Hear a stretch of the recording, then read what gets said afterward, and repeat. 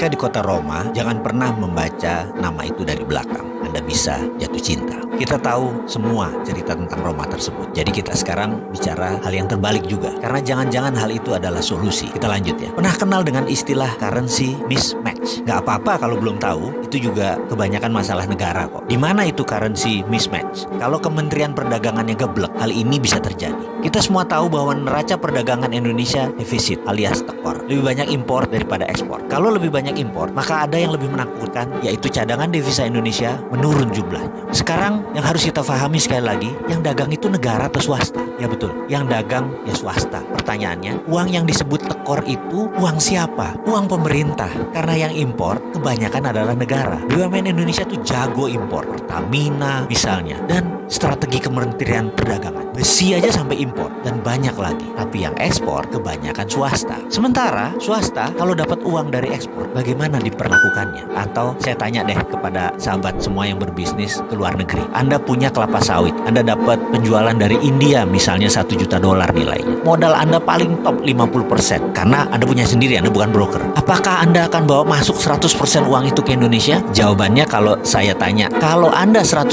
warga negara Indonesia, kemungkinan 100% uangnya ke Indonesia. Tapi kalau Anda investor asing, maka Anda hanya memasukkan OPEX-nya saja atau operation expenditure, ya paling 50%-nya saja yang masuk ke Indonesia karena memang itu kebutuhannya untuk membayar operasional. Sementara untuk menyicil capex atau capital expenditure, modal investasi yang dari luar tadi ya berada di luar tadi. Itulah mengapa saya mengatakan janganlah menawarkan foreign direct investment ke Indonesia tanpa pilih-pilih. Harus dipilih investasi yang akan mendatangkan dolar atau ekspor. Jangan investasi yang dipakai untuk kebutuhan dalam negeri yang 100% tekor pembukuan kita. Contoh, investasi jembatan pakai dolar, lalu pendapatannya pakai rupiah dari tol ketika kita menggunakan jembatan tersebut dan membayar tol tersebut. Begitu kewajiban membayar hutang tadi, kan kita pinjamnya pakai dolar, ya bayarnya pakai dolar, dipindahkanlah rupiah tadi ke dolar. Sementara negaranya kebanyakan impor, alias dolar tadi yang masuk ditukar ke rupiah untuk impor, dan juga sekarang dolarnya untuk ngebalikin bangun jembatan tadi. Ya habis dolarnya. Pas perlu dolar, dolarnya langka, ya rupiahnya jadi melemah.